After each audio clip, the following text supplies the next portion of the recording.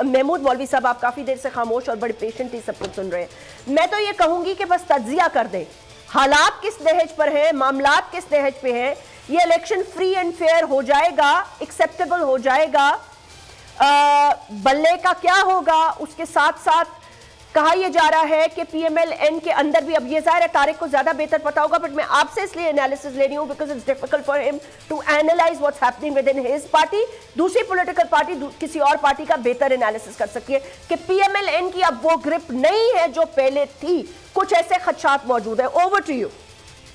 जी, मैं बिल्कुल आप सही कह रही हैं जैस्मीन के पीएमएल-एन में भी जो इंटरनल डिस्प्यूट्स नज़र आ रहे हैं, उसकी वजह यह है कि अब काफ़ी अरसे के बाद नवाज शरीफ साहब वापस मुल्क में आए हैं और काफ़ी लोग जो हैं उनके खत जो है ग्रो कर चुके हैं। क्योंकि वो ग्रो कर चुके हैं तो वहाँ पे भी डिफरेंस ऑफ ओपिनियंस काफ़ी आ गई हैं और अब मज़ीद और इसलिए आ रही है क्योंकि जहाँ सीट एडजस्टमेंट्स हो रहे हैं तो वहाँ पे भी देखें लोगों को एतज़ारात आएंगे।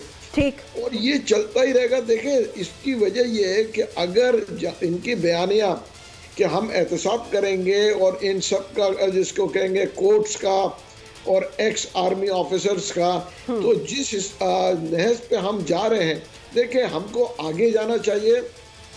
अगर ये एहतसाब करने के स्टेटमेंट को मज़ीद दोहराते रहेंगे तो मैं आपको बता दूं, मुझे तो फिर इलेक्शन होते हुए नज़र भी नहीं आएंगे। क्योंकि अगर ये हम बैठे हैं एहतसाब करने के लिए तो फिर तो देखें वैसे भी 2/3 मेजॉरिटी किसी को नहीं मिलेगी।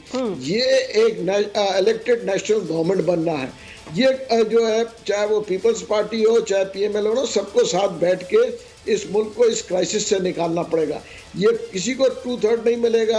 आप ये देखें ना, अगर किसी को 2/3 मिल रहा होता है तो वो फिर सीट एडजस्टमेंट्स नहीं करते। देखिए, सिंध में भी सीट एडजस्टमेंट हो रहे हैं, पंजाब में भी सीट्स एडजस्टमेंट्स हो रहे हैं, केपीके में भी आप ये देखें हालात क्या हैं। तो इसको मद्देनजर रखते हुए सबको मिलकर चलना है, वरना जो है इलेक्शंस भी जो है मैं कहूँगा डिस्प्यूटेड होंगे। ऑलरेडी एक पार्टी जो है वो जो है स्टैंड उनका है कि भाई ये इलेक्शन जो है फ्री एंड फेयर नहीं है। इलेक्शन हमेशा जो भी होते रहेंगे, कई बरसों से हुए, वो एज पर नॉर्मल प्रैक्टिस और as per culture of Pakistan होते रहेंगे। ये कहना कि जी फ्री एंड फेयर, अब जब भी इलेक्शन हुआ है उसको कोई भी पार्टी नहीं मानेगी। जो हारेगी, जब हारेगी वो कहेगी नहीं जी फ्री एंड फेयर नहीं हुआ, जो जीतेंगे वो कहेंगे फ्री एंड फेयर हुआ।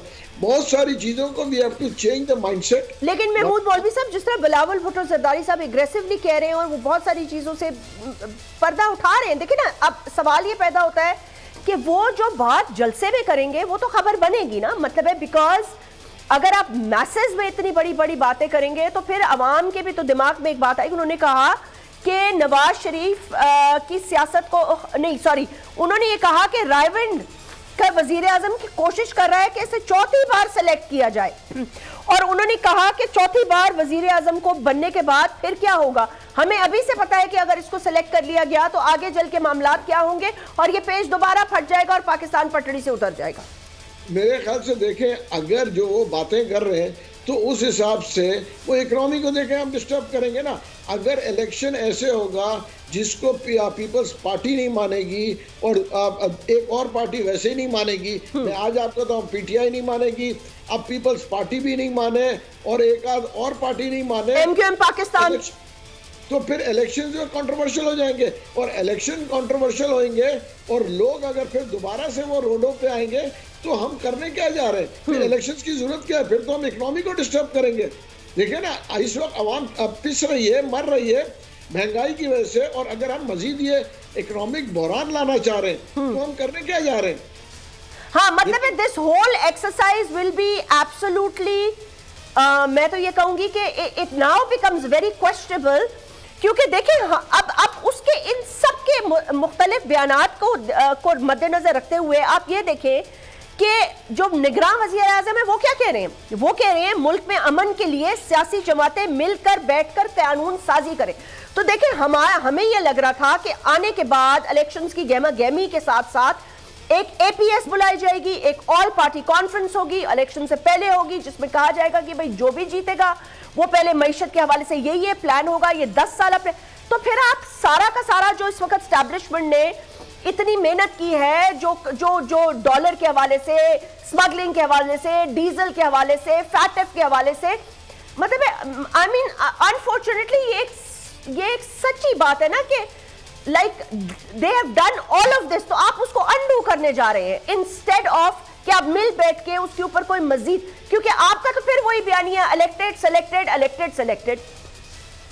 देखिए एक चीज आप जो कह रही है बिल्कुल सही कह रही है, मगर मेरा कहना यह है कि मुझे जो है ये नजर आ रहा है कि एस्टेब्लिशमेंट इतनी बेवकूफ नहीं है कि वो इतने प्लान्स बनाए और उसको जो है पॉलिटिकल पार्टीज आए और 1 महीने के बाद अंडू करें। उसकी वजह कि पूरे मुल्क का इकोनॉमी जो इसके ऊपर दारमदार है, अगर कि सब कुछ सैबोटाज कर दें होगी तो I think they must be having a plan be also, because this will not work like this. Subscribe करें और बेल दबाएं ताकि कोई खबर रह न जाए।